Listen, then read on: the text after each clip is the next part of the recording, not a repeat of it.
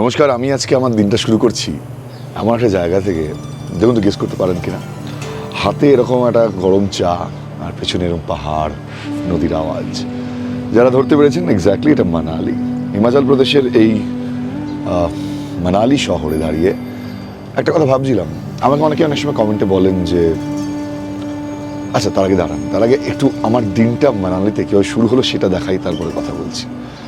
আমি এই হোটেলে রয়েছি, এইরকম আমার রুম আর যাবতীয় ব্যবস্থা যেমন থাকে একটা হোটেলে।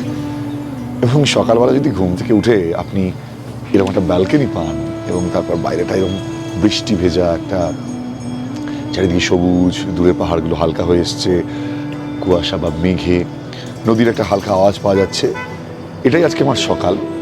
তো অনেকেই আমাকে বলেন যে এগুলো নিয়ে তো থাকতে পারেন, এই রাজ্য রাজনীতি, এই পলিটিক্স, এসব নিয়ে কথা বলার কি প্রয়োজন। আমার মাঝে মাঝে মনে হয় যে থাকি এসব নিয়ে, প্রকৃতির কথা বলবো, পাহাড় নদী জঙ্গলের কথা বলবো, মিষ্টি মিষ্টি কথা বলবো, মানুষের জীবন কিভাবে মানুষ বাঁচলো, কীভাবে মানুষ মরলো, সুবিধা অসুবিধা, এসব নিয়ে কথা বলার কোনো প্রয়োজনই নেই। কী দরকার সমাজের এই সমস্ত দিকগুলো তুলে ধরার? এইগুলো নোংরা দিক, এইসব নিয়ে কথা বললে কিছু মানুষ অক্ষুণ্ণ হন, প্রচুর মানুষ গালাগাল দেন। কি প্রয়োজন আছে এইসব গালাগাল খাওয়ার? কারণ গালাগাল খেতে পেট ভরে না, তাই না? কিন্তু তবুও তো বলে ফেলি, তাই না? তবুও তো কিছু দায়িত্ব থাকে, তবুও তো কিছু জিনিস থাকে প্রতিবাদের, যেগুলো না আপনি কাউকে জোর জবরদস্তি যেমন দিতে পারেন না, তেমনই কারো থেকে কেড়েও নিতে পারেন না।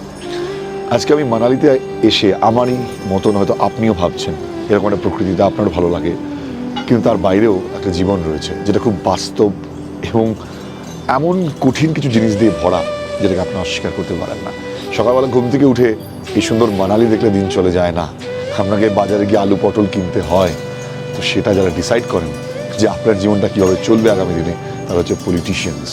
তো আমাদের জীবনের রাজনীতির একটা বিশাল বড় ভূমিকা রয়েছে। তো এই রাজনীতিকে বাইরে রেখে সমাজে কি ঘটছে সেটাকে না দেখে শুধু চোখ বুজে মানালি দেখাবো, তাই যদি আপনাদের উদ্দেশ্য হয়, আপনি যদি সেটাই চান আমার থেকে, লিখে জানান। আর যারা এর বাইরেও কিছু চান তারাও লিখে জানাতে পারেন।